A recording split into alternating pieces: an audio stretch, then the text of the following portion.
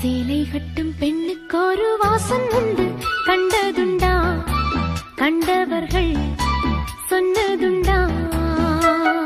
சேலை கட்டும் பெண்ணுக்கு ஒரு வாசம் உண்டு, கண்டு கொண்டே கண்களுக்குள் பள்ளி கொண்டே.